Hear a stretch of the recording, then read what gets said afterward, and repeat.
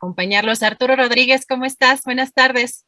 Con el gusto de saludarte, Adriana, y como siempre, con mucho gusto de estar en la mesa con Temoris y con Arnoldo. Muchas gracias, Arturo. Temoris, ¿cómo estás? Muy buenas tardes.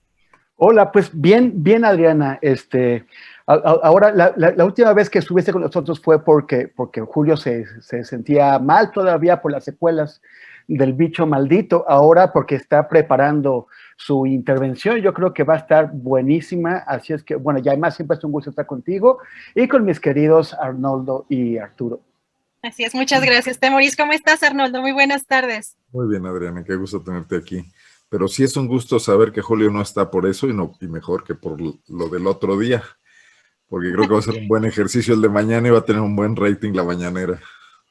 Así es, no, afortunadamente nuestro querido Julio ya, pues parece que ya libró al 100% pues todo lo que estaba relacionado con lo del COVID, porque pues como ven, la verdad es que en esta tercera ola pues volvemos a saber que pues muchos conocidos, mucha gente se está volviendo o está contagiándose.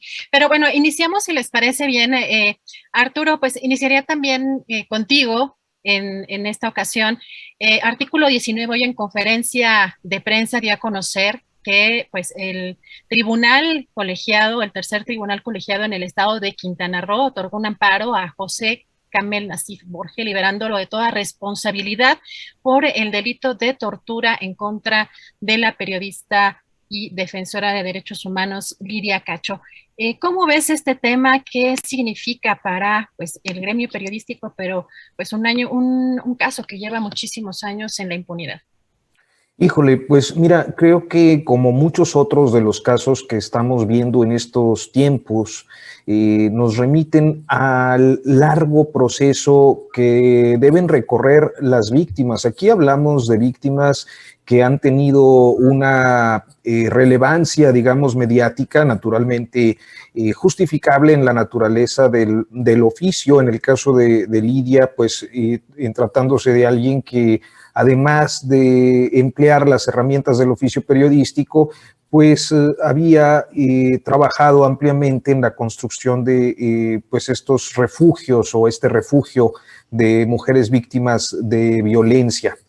Entonces, su relevancia pues tiene que ver con dos actividades, una que es pues sí, la defensa de derechos humanos, básicamente la defensa de la vida y de la integridad de mujeres, por una parte, por otra, la libertad de expresión. En esa medida, su notoriedad mediática, digamos, la notoriedad mediática del caso, que además fue uno de esos primeros y legendarios históricos, diría yo, videoescándalos o audioescándalos, aquella conversación del entonces gobernador de Puebla, Mario Marín, para quienes no lo recuerden, era gobernador de Puebla, y sostiene una conversación con un empresario textilero de nombre Kamel Nasif a propósito de darle un escarmiento y con un lenguaje muy peculiar, muy cifrado en aquel tiempo, pues una relación que evidentemente reflejaba la connivencia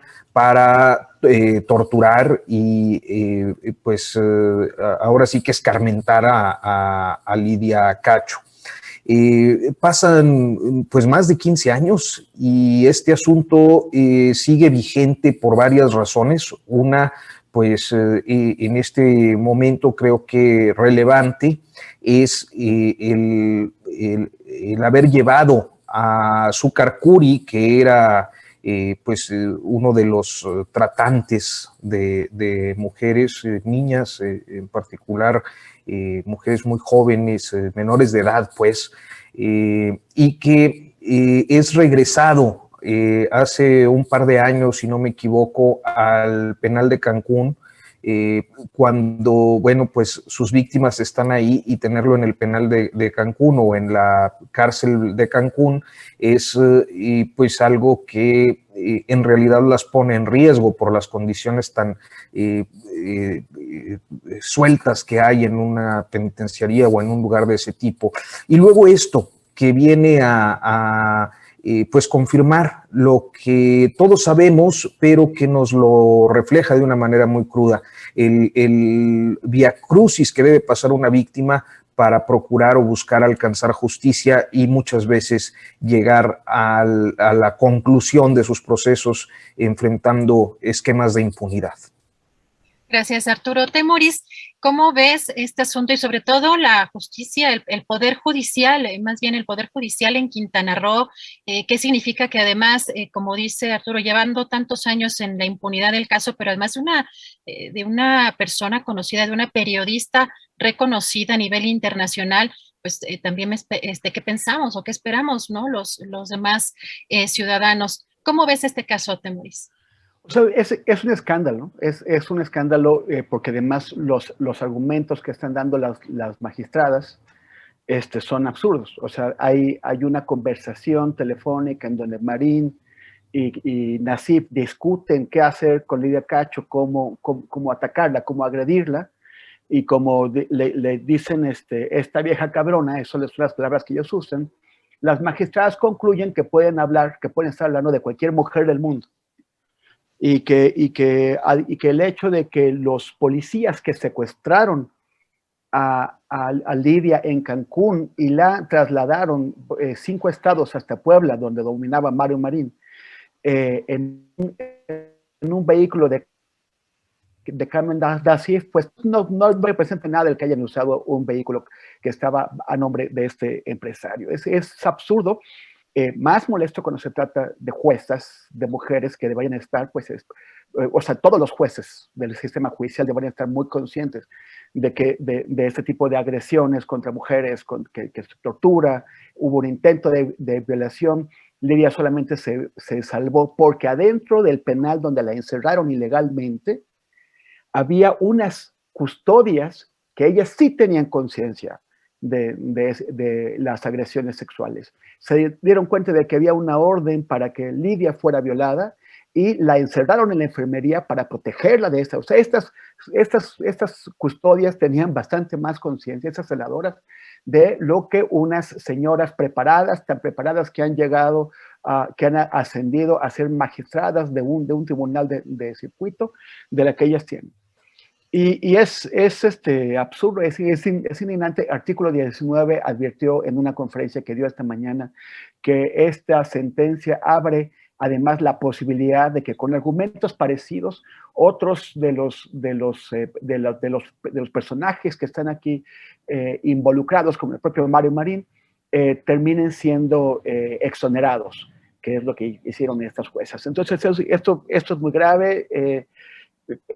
Significa que, o sea, nos recuerda que el sistema de justicia sigue estando sumamente expuesto a las triquiñuelas de toda la vida, la compra de magistrados o magistradas, a las presiones políticas. O sea, seguimos teniendo un sistema de justicia que predominantemente no garantiza la justicia, sino la impunidad. Y luego también, a mí me importa siempre recordar esto porque me preocupan mucho los abusos que se cometen desde el periodismo, y me parece que los periodistas que se han colocado del lado de los abusos de los derechos humanos, de la impunidad, de la injusticia, tienen que ser denunciados y recordados siempre. Otra de las grabaciones que apareció en ese momento fue una en donde Carmen Nassif estaba hablando con un señor que utiliza el título de periodista y se llama Andrés Becerril. No se confunda con Andrea Becerril de La Jornada, él es Andrés. Y Andrés en esa conversación está también discutiendo con Nassif qué hacer con Lidia Cacho. Y Becerril se pone, más que ponerse, se reitera a disposición de Carmen Nassif para ser su vía, su correa de conducción en cuanto a la presentación de las versiones de Nassif en los medios y en cualquier tema, y en ese caso en concreto sobre el tema de las agresiones contra Lidia Cacho. O sea, Andrés Becerril se está poniendo a disposición de un ataque, de una agresión violentísima, brutal contra una colega, contra una reportera. Entonces, eso es brutal, y también hay que recordar que Andrés Becerril sigue en ejercicio. Él fue rescatado, o sea, en aquel tiempo estaba trabajando en Milenio. Para Milenio fue muy incómodo tener a un tipo que había aparecido en una grabación así. Se deshacen de él, y un personaje que ahora está en Animal Político se lo lleva a Excelsior y en Excelsior, Pascal Beltrán del Río lo sostiene y ya lleva 16 años ejerciendo como periodista, y hace poco lo vi firmando un artículo sobre cómo Excelsior siempre había sido feminista y había destacado el trabajo de las mujeres. En Excelsior. A mí me parece que si tuviéramos un colegio profesional de periodismo, Andrés Becerril hubiera perdido su licencia para ejercer hace década y media. Pero ahí lo tienen en Excelsior. Híjole, Temoris, pues pones en la mesa un tema que creo que nos da para una mesa completa, ¿no? La ética, pero también hasta incluso hechos criminales por parte también del gremio, ¿no? Gracias, Temoris. Arnoldo, ¿tú qué opinas de este tema? Gracias, Adriana. Por cierto, ni saludé a Temoris y Arturo por andar haciendo bromas sobre la mañanera, pero como siempre un gusto. Mira, el caso Lidia Cacho, pues bueno, voy a corregir a Temoris, ya no es un escándalo, ya es peor que un escándalo. En este país vivimos entre escándalos. O sea, ¿por qué alguien que decide enfrentar al poder y luego enfrentar las represalias del poder tiene que salir de su país, ¿no? Pasar toda esta situación, ver su carrera pues descarrilada de alguna manera. Digo, Lidia se ha defendido y ha seguido haciendo periodismo, pero no lo hace en condiciones de tranquilidad. Hay que recordar las agresiones que ha seguido sufriendo cuando asaltaron su casa y mataron a sus mascotas, etcétera.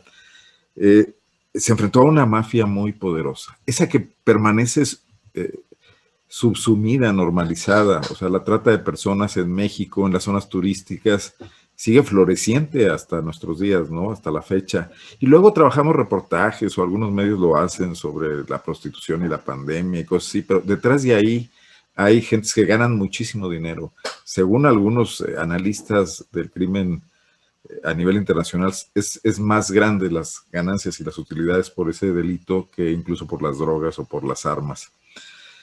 Pero bueno, me lleva a otra cosa. Muchas veces polemizamos sobre lo que ocurre en el centro del país.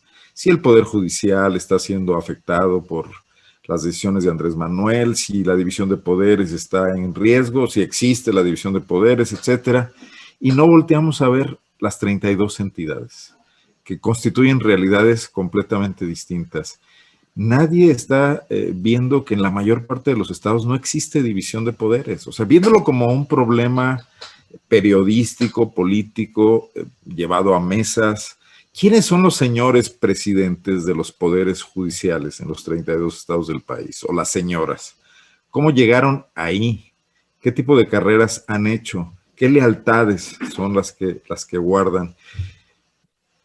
En la gustada sección de guanajuatización, voy a decirles que aquí el gobernador Miguel Márquez casi logra, no, más bien lo logró, poner a una presidenta del Poder Judicial que correspondía a los intereses de un compadre suyo, que era el que operaba muchos de los contratos públicos del gobierno, que no era funcionario público y que por esa razón se escapó mucho del escrutinio público, que hasta la fecha no aparece, que se llama Rafael Barba Vargas, conocido en Guanajuato como el Gallo Barba. O sea, los poderes judiciales en los estados están completamente prostituidos.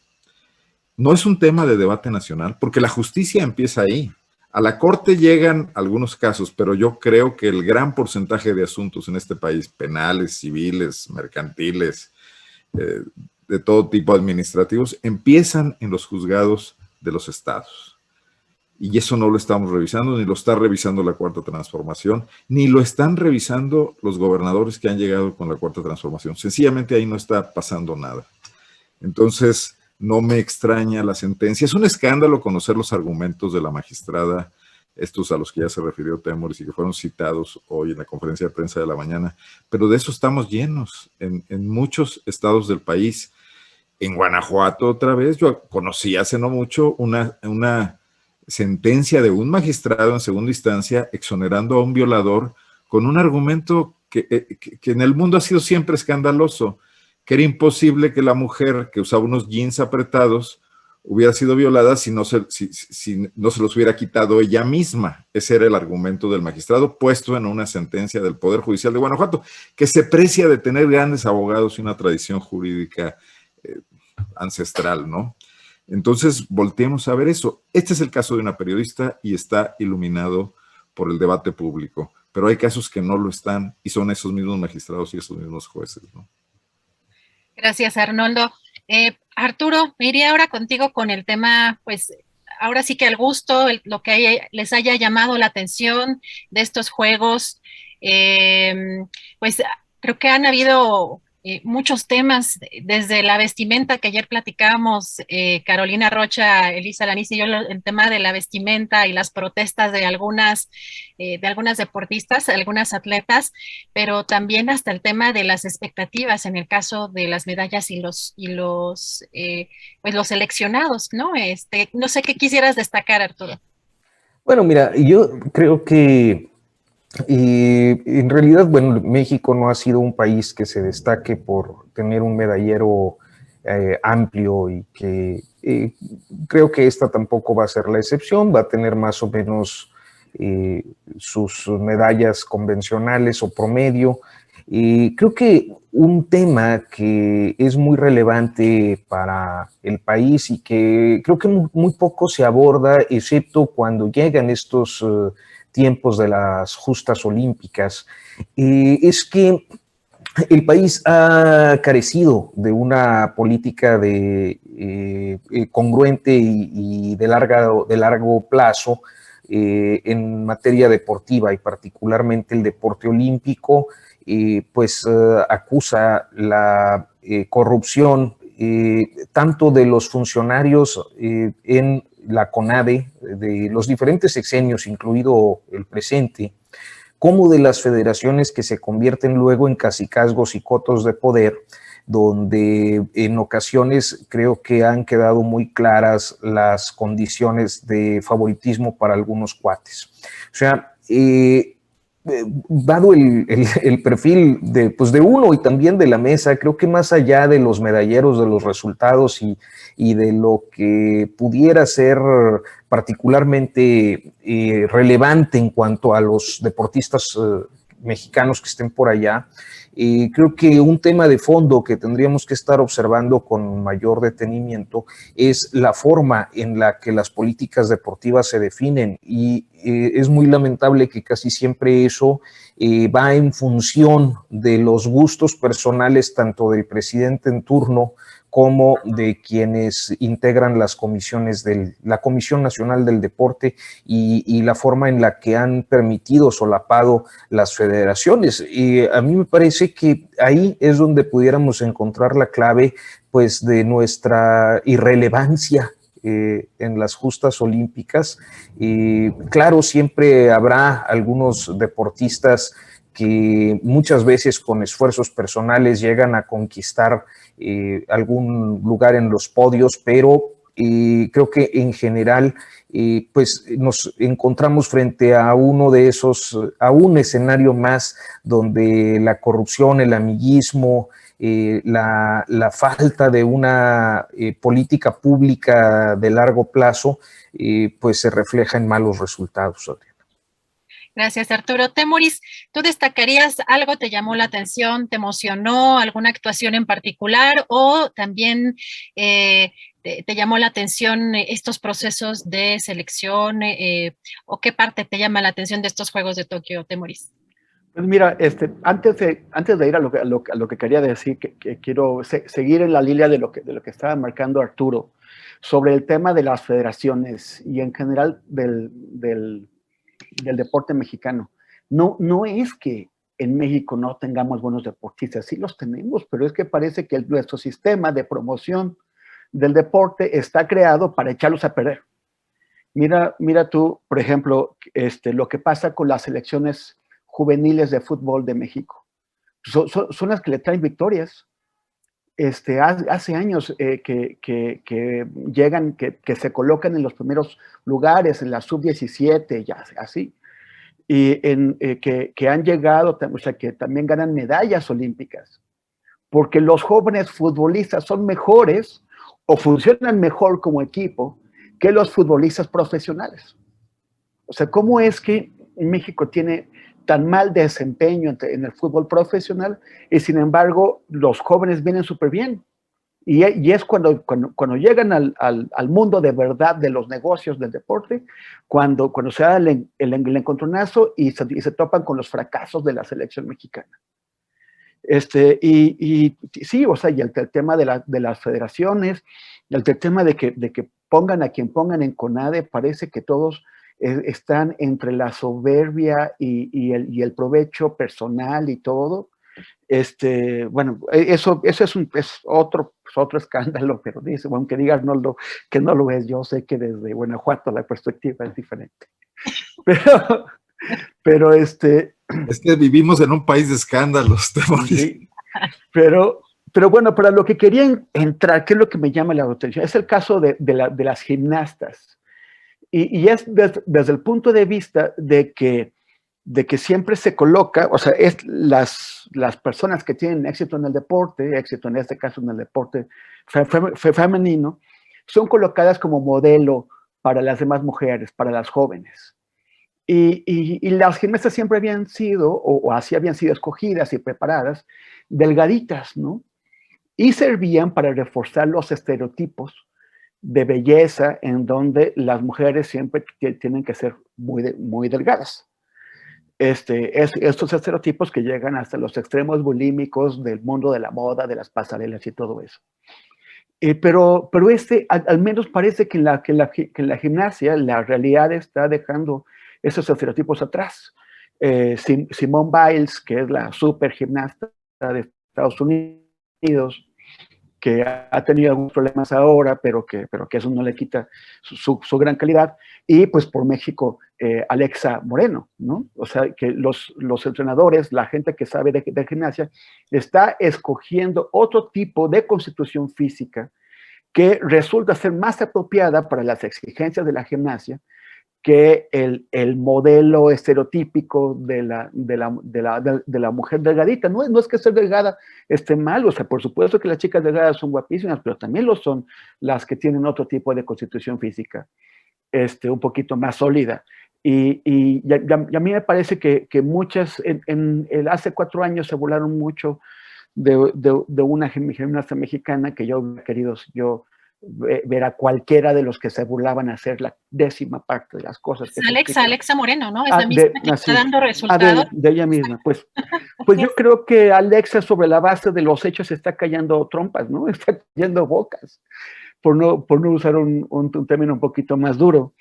Y me parece que puede inspirar a muchas jóvenes que se sienten en problemas o en dificultades porque tienen una constitución física un poco más sólida, para demostrarles que ellas también pueden ser guapas y pueden ser exitosas y tienen el camino ahí abierto. Me da muchísimo gusto que Alexa esté teniendo éxito y me parece que ojalá ayude a cambiar un poquito, o sea, ella y en general las gimnastas exitosas de ahora como ella, nos ayuden a cambiar un poquito nuestros prejuicios y abrirnos más a otros tipos de belleza y de éxito y todo.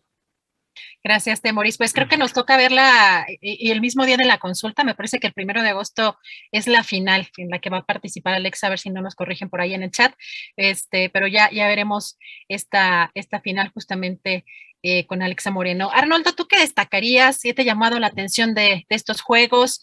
La parte también de los procesos de selección, la parte política, la gestión de Ana Gabriela Guevara al frente de la CONADE, o pues alguna de las disciplinas en las que México participa. Me metes en un lío. Para empezar, los horarios son complicados y luego sí, exacto. Las transmisiones. He visto muchas repeticiones. Anoche me quise desvelar viendo el juego por el bronce de la selección femenina de softball y no aguanté y luego, bueno, ya vi que perdió México. Pero mira, bueno, me parece que leí un artículo, me pareció muy, muy claro, pues, de un analista deportivo del Washington Post, donde dice que estos juegos los decidió los patrocinadores. Por encima de las organizaciones deportivas o incluso de los propios atletas, el tema del dinero que había costado todos los patrocinios y que había que recuperar de alguna manera, incluso por encima de los intereses de un país que se supone que es muy disciplinado y que aguantó la primera hora de la pandemia, como Japón, logró imponerse contra los posibles riesgos vinculados pues a la emergencia del COVID-19, ¿no? Pero por otra parte, esta situación, a mí me gustó mucho el tema de estas deportistas que empezaron a plantear el asunto del estereotipo de la vestimenta que deben usar para sexualizarse, que no es otra la palabra, ¿no? Que no ocurre con los varones. Pero cómo los grandes patrocinadores del deporte, en donde se encuentran, por ejemplo, todos los productores de alimentos y bebidas chatarra, y que están produciendo una seria crisis de enfermedades y de obesidad y otras cosas, utilizan a estas figuras para promover un discurso hipócrita al final del día, ¿no? Que es un prototipo de belleza, cuando ellos son precisamente la causa principal de muchos problemas que ni siquiera tienen que ver solo con la apariencia, sino ya estrictamente con el metabolismo y con la salud. Yo creo que el deporte mundial está controlado por las corporaciones, y que el espíritu del olimpismo, me resisto mucho a caer en este mensaje de anuncio de Coca-Cola, de optimismo total y de las hazañas de los deportistas, porque es una maquinaria puesta al servicio de una maquinación de mucho, mucho, mucho dinero, ¿no? Que es la venta de productos o deportivos o alimenticios. Claro, pues emociona y siempre te gusta estar ahí, y ellos no tienen al final del día la culpa ni la visión de lo que está pasando, y son gente que quiere hacer las cosas bien, definitivamente. Por eso me gustó esta mínima, o a lo mejor no es mínima, a lo mejor es un inicio importante, esta rebelión de las jugadoras noruegas. Entiendo que de un deporte de playa, no me preguntes bien cuál, si balonmano o soccer. Balonmano, así es. Sí, ¿no? Las noruegas, porque ayer me equivoqué y dije que eran polacas. Las polacas. No, Noruega, era la de Noruega. Qué bien, ¿no? Y ves cómo operan de inmediato las federaciones. Y bueno, van a pagar la multa que deberían de rechazar. Ojalá esto se generalizara, ojalá el discurso feminista también ahí logre lo que ha logrado en muchos otros espacios. Creo que sería muy importante. De ahí en más, tendría poco que decir. Me alegra las medallas de bronce, espero que no se queden nada más en bronce. No veo que el deporte mexicano vaya a darnos una... Bueno, hay una atleta guanajuatense, discúlpenme, que le llaman la Gacela y que va a correr los 5,000 metros y creo que ya ganó oro en unos Panamericanos, entonces espero que le vaya muy bien a esa chica, ¿no? A ver si investigamos cuándo compite. Es al final, es atletismo, será en los últimos días de las Olimpiadas, ¿no? Perfecto, Arnoldo, muchas gracias. Pues si le tendremos... Voy a decir su nombre porque se lo merece, es Laura Galván. Laura Galván, muy bien. Estaremos muy pendientes de su actuación. Arnoldo, solo por ti. No, en realidad la verdad es que sí da mucho gusto ver cuando pues hay medallas evidentemente para México, y pues si les parece bien vamos a empezarle ya a lo político, a lo más rudo.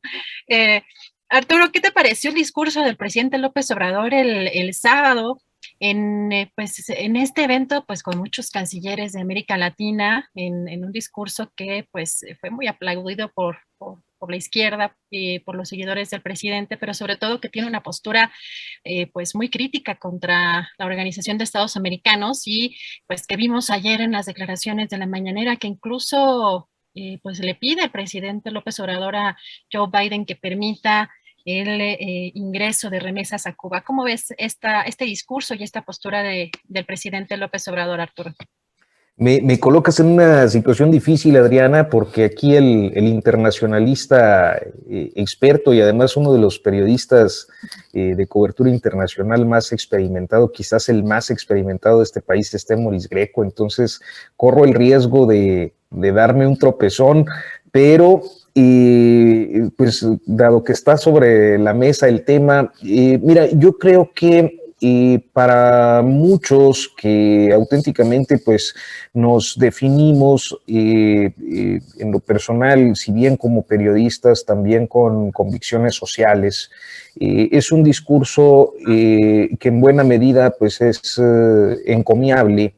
Me parece que políticamente, al menos la lectura que yo alcanzo a darle, va en el sentido de ir consolidando algo que más o menos se perfilaba, como es recuperar de algún modo el liderazgo latinoamericano de la representación mexicana, del Estado mexicano como región en política exterior, y que naturalmente la OEA, que además tiene un larguísimo historial de intervencionismo y un papel legitimador de atrocidades tremendas desde su creación hasta hace muy poco tiempo, pues hace natural que exista un repudio a su función, especialmente con el papel que ha desempeñado durante estos años el señor Almagro, y en un contexto en el que naturalmente Cuba se convierte pues, en uno de los objetos de mayor interés para la política regional. Entre otras cosas, pues el Estado mexicano ha decidido mantener una postura solidaria, enviar ayuda humanitaria, y claro, eso enciende mucho algunas discusiones internas en México. Tiene una reacción inmediata de simpatía desde pues, las formaciones de izquierdas y naturalmente de quienes respaldan al presidente López Obrador, y un discurso muy recalcitrante e indignado de algunas oposiciones, particularmente de las que se han ubicado a través de la historia en el extremo más derecho o más a la derecha, mejor dicho, del escenario político. Entonces, esa es una lectura interna importante porque me parece que son coyunturas en las que se afloran los grupos y las ideas que en muchas ocasiones las creíamos superadas. O sea, hemos visto al Yunque muy activo, por ejemplo, en el tema cubano, hemos visto al Yunque actualmente muy activo en el intento de controlar el PAN, hemos visto al Yunque muy activo también por allá en el estado de Guanajuato, pero yo creo que también en el estado de Puebla y quizás Querétaro, pero sin duda Guanajuato ya nos dirá nuestro yuncólogo guanajuatense en unos momentos. Álvaro Delgado se va a enojar conmigo, ese título lo tiene. Pero bueno, el caso es que Álvaro Delgado es de Jalisco, aunque se haga pasar por leonense, es de... Esta es la franquicia de Guanajuato. Sí, no pueden invadirse las jurisdicciones. Y tenemos la de Coahuila también. No, bueno, acá no hay yunque en Coahuila. No, la visión. La visión. Oye, fíjate, entonces me parece que son coyunturas en las que ocurre esto, que afloran este tipo de grupos y empiezan a pues desvelar su activismo, que a veces es más soterrado, más discreto, más oscuro.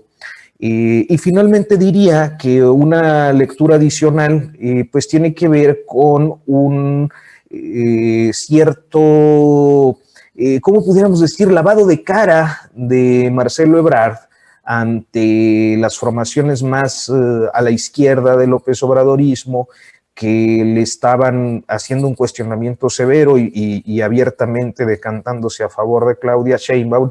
Además, en una semana en la que se presentará el tercer informe y último, me parece, relacionado con la línea 12 del metro. Entonces, ahora sí que para citar al clásico, le vino como anillo al dedo, un protagonismo internacionalista, solidario, latinoamericanista, si se quiere hasta bolivariano, frente a una serie de señalamientos que, bueno, pues ciertamente lo dejan mal parado después de esa tragedia del mes de mayo. Gracias, Arturo. Temoris, pues ¿cómo viste este discurso del sábado? Pero también es el segundo día que el presidente ha mencionado o ha destacado de alguna manera en la conferencia mañanera esta situación del bloqueo económico en Cuba y pues que México está en desacuerdo. Ayer mencionaba el envío de un barco de medicamentos y de alimentos. Hoy abiertamente que no está de acuerdo México con este bloqueo. ¿Cómo ves tú esta situación? ¿Crees que la postura de México podría afectar nuestra relación con Estados Unidos? Bueno, yo, o sea, por un lado creo que el presidente no quiso entrarle a uno de los aspectos de este problema, que es el de las personas inocentes que están encarceladas. Uno puede decir que están manipulados por la CIA y por no sé quién, pero si hay alguien manipulado por la CIA, tiene derecho a protestar y lo metieron a la cárcel. No toda la gente está manipulada por la CIA y hay que ser realmente muy, pues, para decirlo en términos coloquiales, mala onda para atribuirle a cualquier persona que protesta una traición a su propia patria, ¿no? Mucha gente está protestando porque hay condiciones pésimas de vida para muchas personas allá. Y esas condiciones pésimas pueden ser, sí, por culpa del bloqueo, no sé qué, pero es gente a la que metieron a la cárcel por protestar por sus condiciones pésimas. Y hubo un muerto. La mayor parte de ellos protestaron pacíficamente. Si nosotros estamos de acuerdo con el pueblo colombiano, con el pueblo chileno, cuando protestan, ¿por qué no podemos estar de acuerdo con muchos cubanos que tienen motivos legítimos para protestar? Y sobre este encarcelamiento de personas inocentes, que están pasándola muy mal, que no imagino cómo son las cárceles cubanas, pero no me parece que sean el Hotel Hilton. Ante esto el presidente no dijo nada. Ahora, sí dijo una cosa que es obvia, ese bloqueo tiene que acabarse. Tiene que acabarse y además él entiende que Biden no tiene elementos para acabar con el bloqueo porque tendría que superar la oposición republicana y no tiene los votos suficientes. Donald Trump echó para atrás las medidas que en el gobierno en el que Biden fue vicepresidente hicieron para aligerar el bloqueo y ahora no tienen con qué corregir eso. Pero lo que propuso el presidente me parece bastante bien. O sea, bueno, lo que sí podría hacer Biden es facilitar el envío de remesas de los cubanos que están en Estados Unidos a Cuba y eso aliviaría las urgencias de mucha gente. Pero tampoco parece que Biden esté por esa. Pero bueno, la propuesta es buena. Y como también me parece correcto que enviemos un barco. Un barco no va a cambiar la situación de Cuba, pero por lo menos es un acto simbólico. Ahora, estos actos simbólicos que realiza el gobierno mexicano no son novedad, que si nos pueden meter en problemas con Estados Unidos. Estados Unidos está acostumbrado a que México se comporte así. Y los gobiernos mexicanos están acostumbrados a comportarse así. El que empezó a cambiar esto fue Vicente Fox, cuando maltrató o quiso maltratar y salió chamuscado con Fidel Castro. Pero la política mexicana hacia Cuba es muy rentable políticamente. Y también sirve para apaciguar a sectores de la izquierda. Le sirvió al PRI toda la vida para apaciguar a la izquierda, para darle a la izquierda por donde quería, para apaciguar a la izquierda priista y a la izquierda no priista, a la izquierda comunista y a otras izquierdas. Y ahora también, o sea, porque tiene pocas consecuencias reales en el tablero geopolítico para México.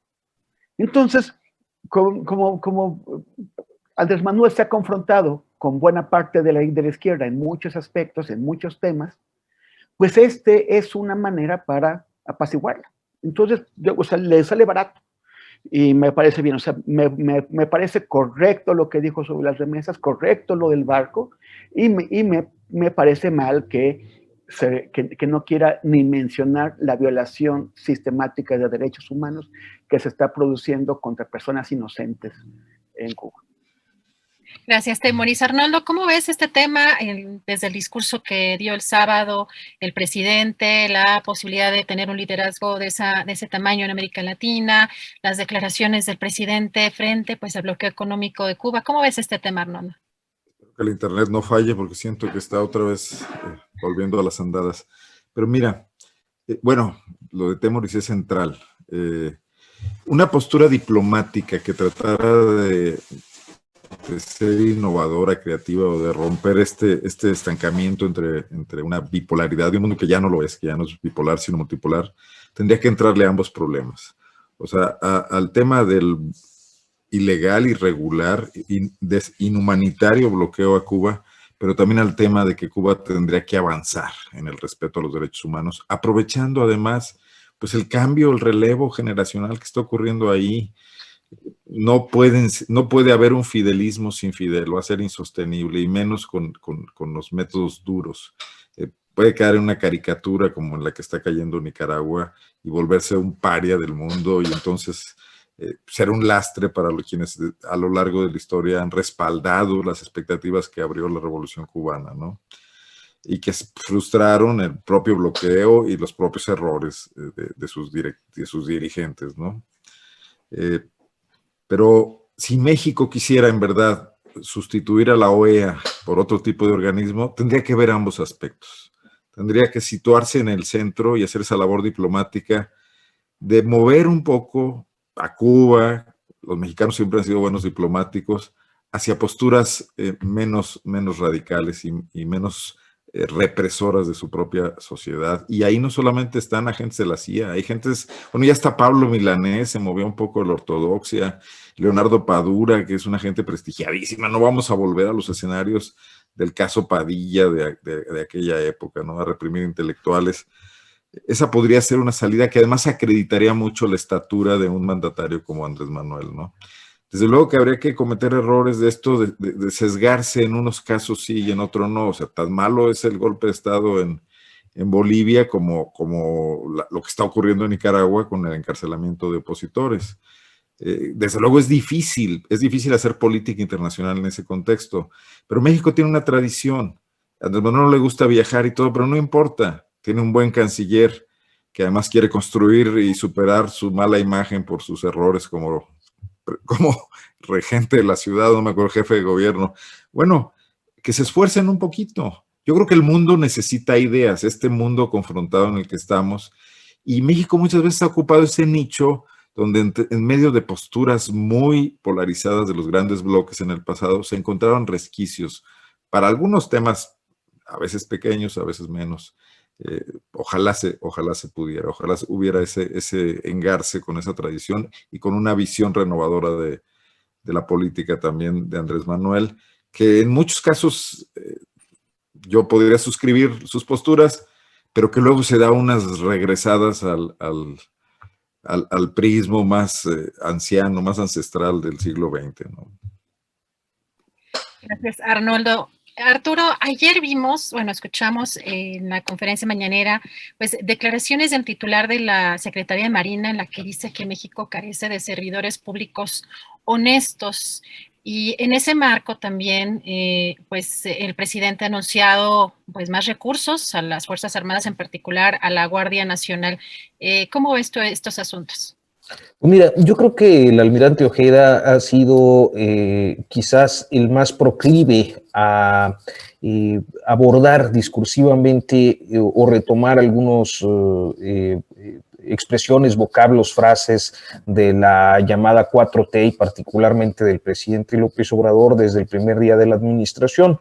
Yo recuerdo su primer discurso donde ya hablaba, juntos haremos historia, donde hablaba de la cuarta transformación, donde hablaba de la honestidad valiente, donde hablaba del primero de los pobres y, en fin, una serie de expresiones que iban más en el sentido de lo que fue el proyecto de López Obrador, el proyecto electoral, que pues ya como un gobierno que empezaba, que en forma había un presidente que pues esperábamos o teníamos la expectativa de que fuera dejando atrás sus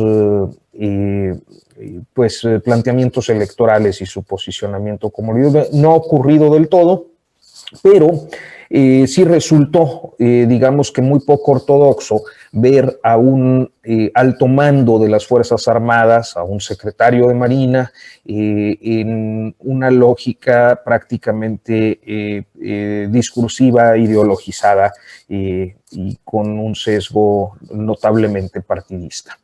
Esto me parece que se ha mantenido como una constante en el almirante, y que quizás en buena medida corresponde también pues al gusto o al regusto que ellos tienen, los altos mandos militares y de la Armada, en la inclusión que durante este gobierno se les ha dado en muchísimas tareas o en diferentes tareas que normalmente estarían asignadas a mandos civiles. En el caso de ellos, de la Marina, bueno, pues las aduanas.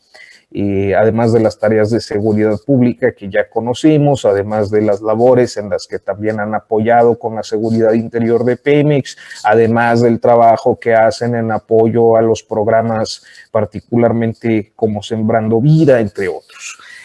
¿Qué es lo que creo que a veces se descuida en el discurso? Pues es el hecho de que hay un mensaje que está ahí subyacente, como lo es la forma en la que pareciera orientarnos como sociedad a asumir que solo los militares son honestos y por lo tanto son los únicos que pueden gobernar. Y ese es un tema que naturalmente hace muchísimo ruido. Yo no sé si sea una ligereza de lenguaje, si el almirante en realidad, básicamente lo que creo es que lo suyo es quedar bien con el presidente. Y que en esa medida trata de tener expresiones que vayan más o menos en consecuencia con la narrativa presidencial, pero auténticamente, si esto lo estuviéramos viendo en otra administración, creo que sería muy escandaloso. Entonces, me parece que, pues sí, hay cuando menos una falta de cuidado. Ahora, si esa falta de cuidado en realidad no lo es, y si hay una intencionalidad perversa de ir posicionando cada vez más al ejército, creo que es preocupante, y es preocupante el ejército, las Fuerzas Armadas en general. Cuando hablo de ejército, quise decir Fuerzas Armadas. Es preocupante en la medida en la que hoy y en los próximos 3 años y medio aproximadamente, vamos a tener a un presidente que, bueno, pues tiene la fuerza de la legitimidad que le da el enorme respaldo popular, pero con un ejército cada vez más posicionado en diferentes actividades, inclusive políticas.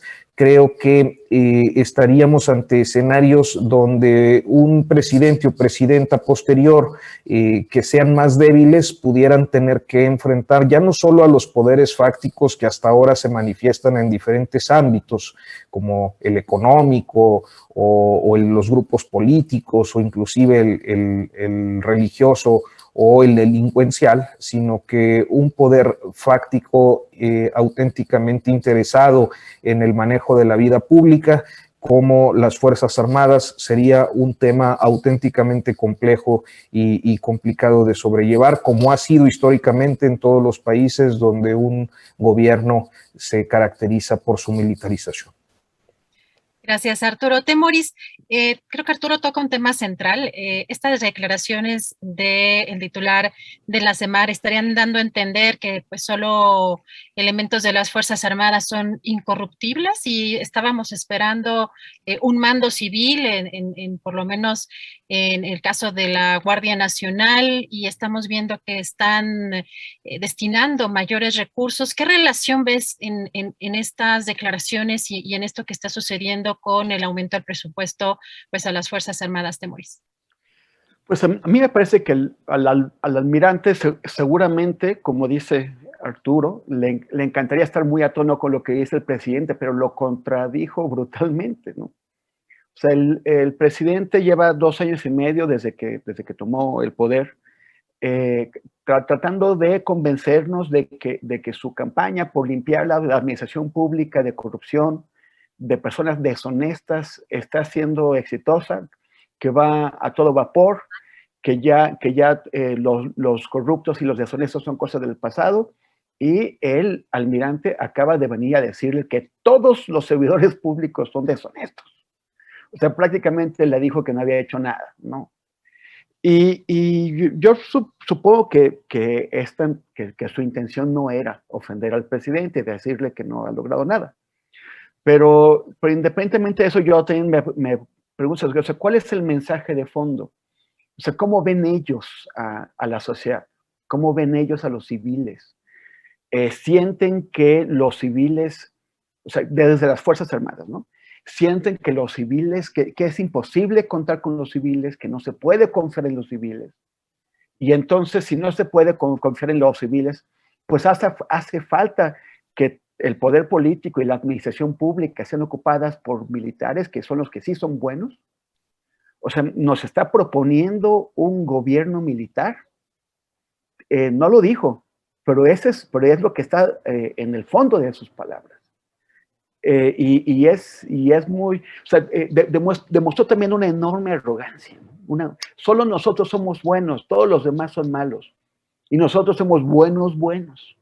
Los poquitos granitos echados a perder los castigamos y los echamos fuera. Es una mentalidad que además se hace, o sea, revela mucho. Por lo general, tanto en ese sexenio como en los anteriores, los militares, los altos oficiales revelan más de lo que quieren cuando hablan en público. O sea, como no entienden a los civiles en realidad, creen que tienen una autoridad inherente a sus galones y que por lo tanto la gente les va a comprar todo lo que digan y no se están dando cuenta de qué es lo que están demostrando, ¿no? O sea, este desprecio abierto por los civiles. Pero además estamos considerando que el presidente López Obrador les ha dado a los militares más poder desde la transmisión del mando de militares a civiles en 1946, cuando entró Miguel Alemán, cuando Ávila Camacho le entregó el poder a Miguel Alemán. O sea, si hay una curva en la que los militares fueron retirándose del poder político, ahora con Andrés Manuel esto va hacia arriba. Ya había empezado con Calderón, se reforzó con Peña Nieto y ahora es tremendo.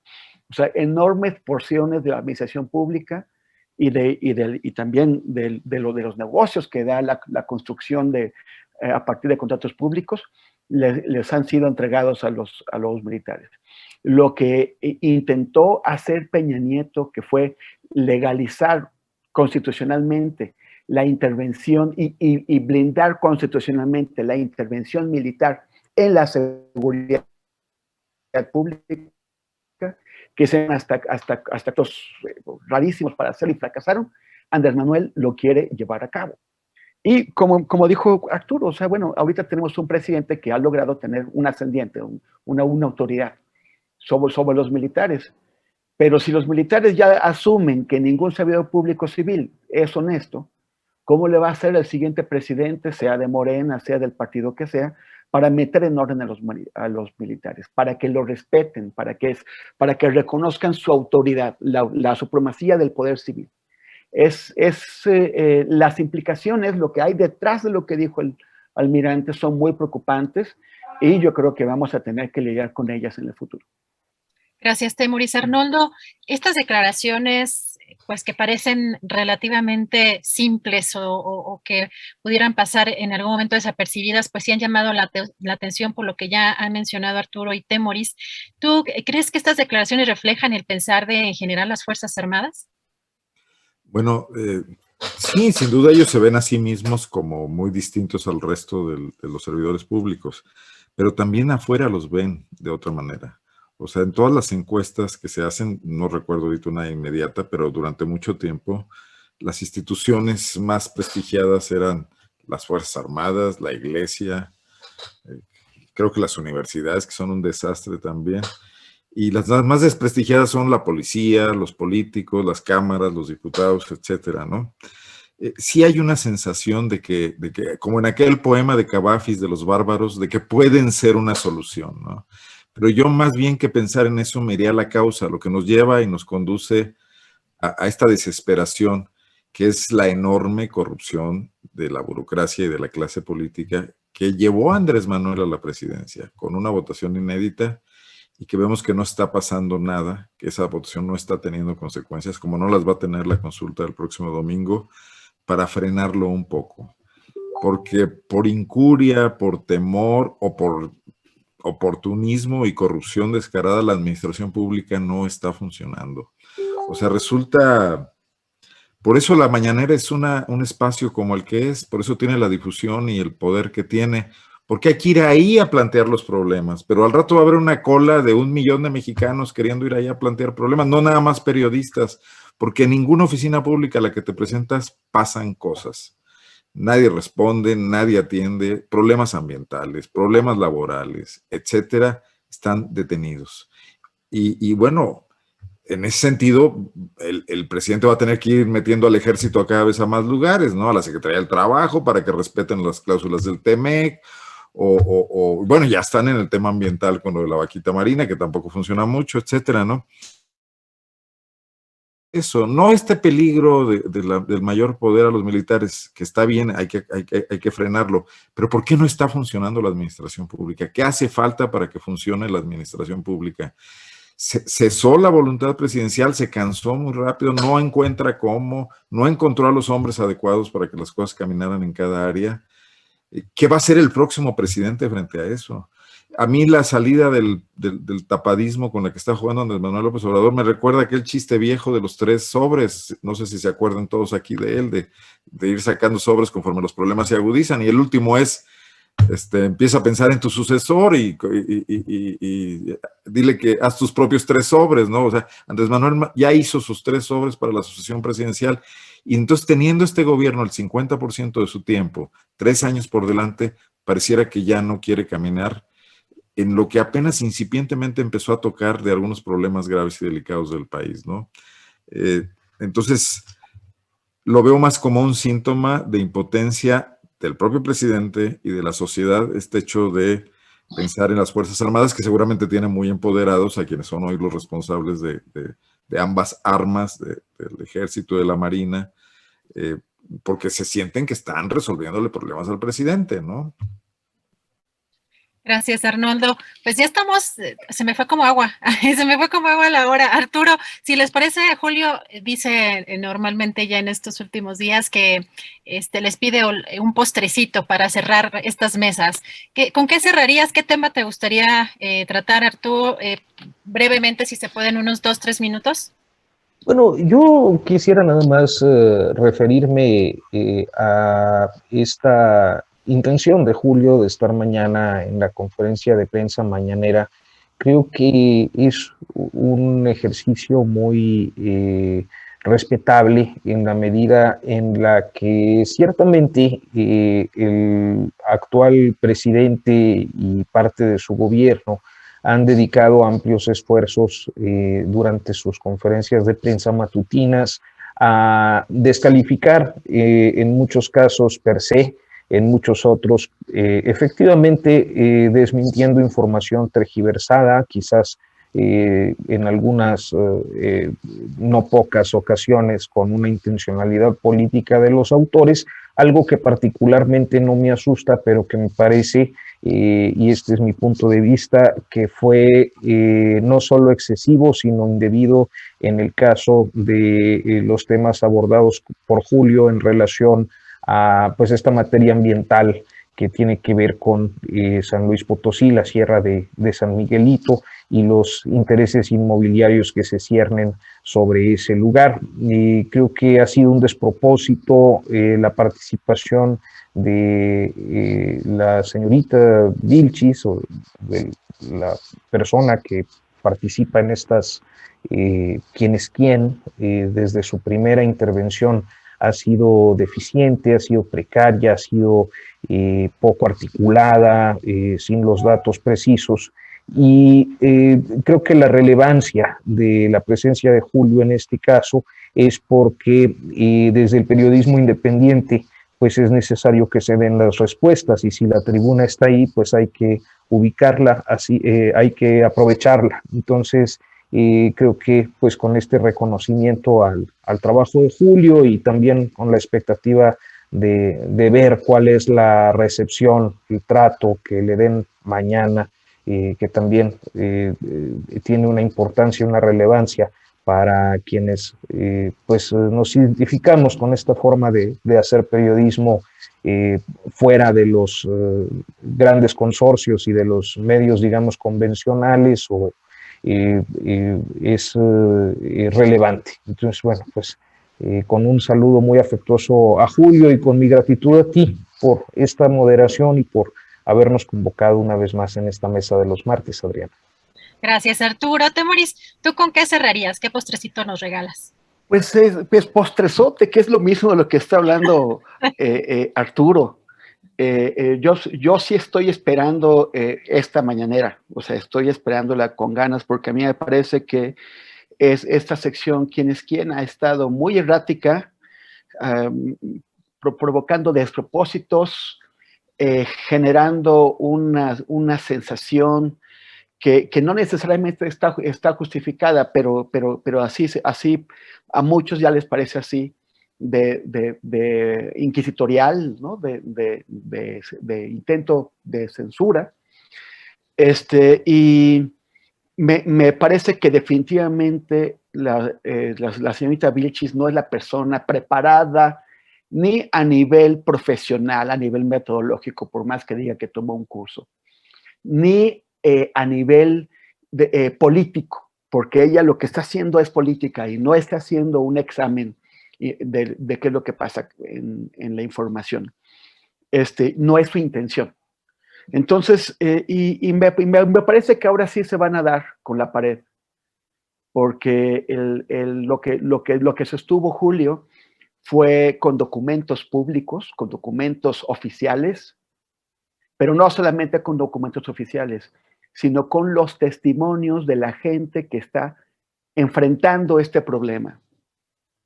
O sea, qué bueno que hoy no estuvo con nosotros, para que pueda realmente tener el tiempo necesario para preparar su intervención. Yo había entendido que ya estaba arreglada su participación en la mañanera, por lo que dijo justo antes de empezar el programa, pues parece que no está del todo clara. A mí me parece que sería un gran error que no le permitieran entrar. Si yo fuera Jesús Ramírez Cueva, estaría en la puerta esperándolo. Le daría un lugar en la primera fila, aunque tenga que molestar a los youtubers de la gelatina del frente, y permitiría, le daría un pleno derecho de réplica, y que las personas que están haciendo estos análisis tan deficientes por parte de Comunicación Social de Presidencia enfrenten una réplica de verdad, enfrenten una confrontación de verdad y de hechos son hechos. Yo o sea, la quiero ver, o sea, ya así como quien espera el partido de México contra Estados Unidos, y pues ya sabes quién creo que representa a México en este partido. Oye, y gracias, y me despido, y además también con las esperanzas de que en las Olimpiadas, Guanajuato rules, que gane todas. Gracias, Temoris. Y coincido, Temoris, porque Julio no va a preguntarle algo al presidente, va a un derecho de réplica, entonces no tendría ni por qué hacer fila, ni por qué lo sentaran hasta atrás. Creo que va a un asunto muy especial, muy particular, y es un derecho, ¿no? Que va a ejercer. Arnoldo, ¿tú con qué cerrarías? Yo creo que le va a ir muy bien a Julio y le va a dar la suave. Pero por como lo hizo recientemente con Daniel Blancas de Crónica, ¿no? Cuando también ejerció su derecho de réplica y medió y no va a dejar que se confronte con la comisaria, como le dice Julio García Vilchis. Pero me preocupa otra cosa. Me preocupa que a la mañanera ya le tomaron la medida también la burocracia mexicana. O sea, los godines de nuestro país, esos que están en las oficinas públicas y que al principio se asustaron mucho, ya también saben qué hacer y que es llamarada de petate. Y les voy a contar rápidamente que después del día que yo estuve el viernes hace 15 días, hace 10 días en la mañanera, en Guanajuato llegó una visita de asuntos internos de la Fiscalía General de la República a la delegación estatal en las oficinas de León y de Guanajuato, y llegaron arrasando y planteando que querían ver todas las carpetas y todas las cosas, y allá había una crisis ahí total y absoluta. Esto no se notificó públicamente, ni siquiera se colocaron los cartelones para avisar a los litigantes, a los abogados, a los usuarios de las oficinas que podían, pues no sé, presentar alguna queja o lo que fuera. Pero al paso de los días y luego de la visita del director de visitas internas, resulta que todo se volvió miel sobre hojuelas, todo el mundo estuvo tranquilo, y luego logramos saber por fuentes internas, por secretarias, por agentes ahí que no están conformes con lo que pasa, que les tocó de a 10,000 pesos por cabeza a los funcionarios que estaban más implicados en asuntos irregulares para paliar el impacto de la visita y que esta muestre una cara light, amable y que no pase nada a mayores. O sea, esa burocracia mexicana que le ha dado la vuelta a todo, a la lucha contra la corrupción de Miguel de la Madrid, a todos estos intentos de sanear la vida pública mexicana, también ya le tomó la medida de la mañanera por una sola cosa: no hay método, no hay consistencia, no hay evaluación, ¿no? Entonces, pues a Julio le van a decir que sí y probablemente sigan desforestando esa zona de San Luis Potosí que tanto le preocupa a los ambientalistas de ese bonito estado, ¿no? Gracias, Arnoldo. Pues antes de despedirme, voy con Arturo primero para que nos digas.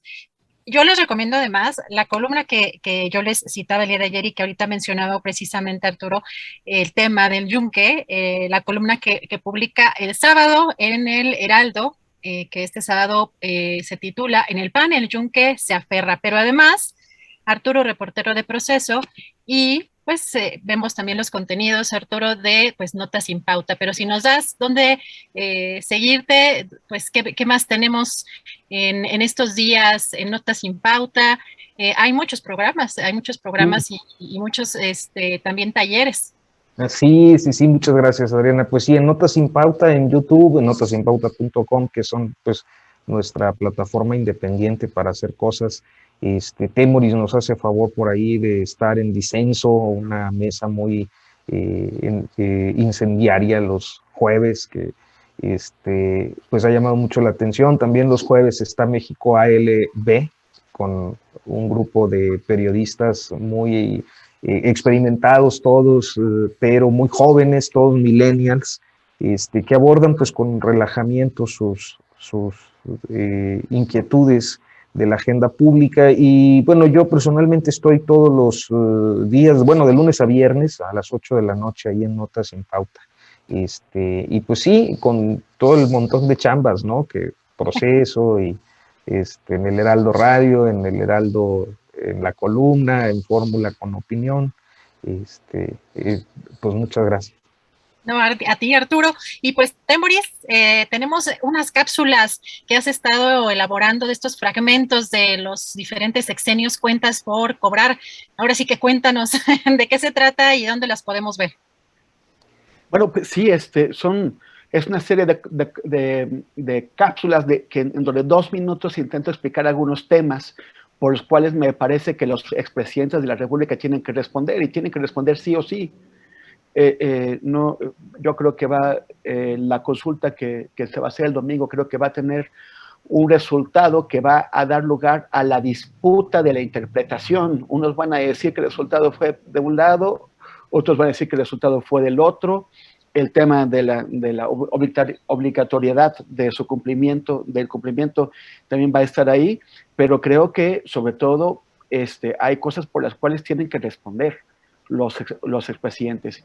Y si varios de ellos ya no van a responder por nada porque han prescrito delitos cometidos en su época, sí es posible que la consulta pudiera lugar a un tipo de comisión de la verdad, que por lo menos aclare qué es lo que pasó y para que el pueblo de este país conozca y entienda mejor su historia, qué se hizo y qué responsabilidades tienen, y también para que quienes insisten en lavarles la cara y en engañarnos con cuentos de lo que pasó en aquella época que no corresponden a la realidad, pues ya no sigan con ello.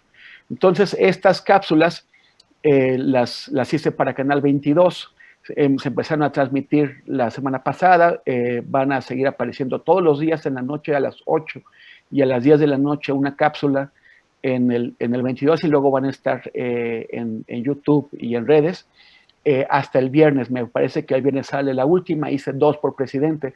En realidad tuve que hacer una selección de las trapacerías que cometieron, hice listas por cada uno de ellos y después tuve que consultar a ver a quién le parecía que eran las 2 más graves que había que tratar, porque son tantas que, bueno, es muy complicado. pero bueno, igual alguien va a decir, oye, no mencionaste esto, no mencionaste, pues sí, ni modo. Pero me parece que son, bueno, que es como para que no perdamos la memoria, para que no se nos olvide qué hicieron, y también con la esperanza de que no perder la memoria nos sirva para que no se repitan estos fraudes, estafas, violaciones de derechos humanos, matanzas. Es Gracias, como no se puede distinguir entre tantos escándalos, Temoris. Por eso hay que inventar ya otra palabra. Hay que hacer un escandalómetro. sí es. Para Gracias, medir. Temoris. Arnoldo, pues Arnoldo Cuellar, fundador y periodista en PopLab, periodismo de investigación en Guanajuato, y que además últimamente, pues lamentablemente digo, han estado ustedes en el foco, pero por un tema pues de investigación, digo, de espionaje por parte de la Fiscalía Estatal y pues del gobierno de Diego Sinué. Hoy tienen una pieza que se llama AMLO no cede, fuera Samarripa está de por medio la vida de la gente. Diego le pide cita a través de vocero. Cuéntanos, Arnoldo, ¿qué encontramos el día de hoy en PopLab? Pues es la segunda, el segundo misil que dispara en pocos días el presidente López Obrador contra el fiscal de Guanajuato, Carlos Samarripa, pidiendo que lo que ya le pidió en privado, porque esto lo consignamos en un reportaje que publicamos en mayo, que se haga a un lado para que Guanajuato se tranquilice.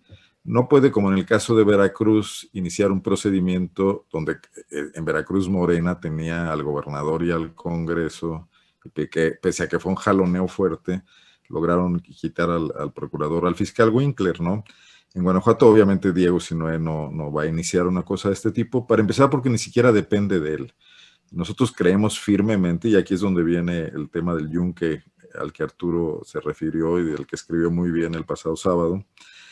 Bueno, pues Diego Sinué estuvo condicionado para ser candidato a gobernador a mantener a buena parte del equipo de Miguel Márquez Márquez, que consideramos que hoy por hoy es el jefe del yunque en Guanajuato. Siendo exgobernador y siendo un exgobernador con mucho poder y prácticamente manejando un maximato, con una gran ascendiente y vetos sobre su sucesor. Y uno de estos vetos es que no puede correr a Samarripa, o sea que AMLO se lo está pidiendo a la persona equivocada, ¿no? Pero Márquez pues está además incursionando en el tema del PAN nacional. No creo que quiera ser candidato él porque no quiere arrostrar la polémica nacional sobre su mandato, que hasta ahora ha pasado de noche, y más bien creo que estaría respaldando la continuidad, por ejemplo, de Romero Hicks en el Congreso, que sería pegarle un poco a Marco Cortés y establecer ahí otro tipo de equilibrios, pero de esos temas escribe mejor Arturo que yo, que los veo desde el guanajuatismo, que tampoco es bueno. Y hoy decidimos ubicar lo que dijo AMLO ayer en el contexto de la respuesta de Diego Sinué, pero de la violencia que vive Guanajuato, donde ha habido asuntos terribles como el asesinato de una familia en Celaya y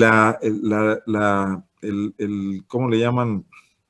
Esto encontraron pues el aseguramiento de 1 tonelada de cocaína en León, creo que es el decomiso más cuantioso, no sé, por lo menos del sexenio, en una acción de la Guardia Nacional que estuvo exenta de la participación de la Fiscalía del Estado. Normalmente hacen operaciones conjuntas, como si el discurso presidencial también estuviera ya permeando a la acción de las fuerzas de seguridad federales en Guanajuato y estuvieran manejándose ahí.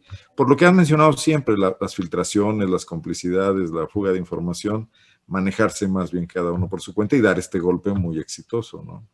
Ese es el contexto de la nota a la que te refieres que tenemos hoy en portada, Adriana. Pues muchas gracias, Arnoldo, para que visiten PopLab también, y pues yo les agradezco muchísimo, de verdad, siempre es un placer estar con grandes periodistas que los admiro y los estimo tanto. Pues Arturo, muchas gracias y pues nos vemos el próximo martes. Nos vemos el martes, Adriana. Muchas gracias a ti por la generosidad, además de hacernos un poco de publicidad en este cierre de la emisión. Hasta pronto. Gracias, Arturo. Temoris, muchas gracias. Hasta luego. Muchas gracias, Adriana, y también gracias a Arturo y Arnoldo. La AAA, ¿eh? pero que no sea la AAA así de Alianza Anticomunista Americana. La Gacela, Laura Galván, la Gacela. Va a ganar los 5,000 metros. Saludos, Adriana. Gracias, Arnoldo. Hasta el próximo martes. Buena tarde, muchas gracias. Gracias.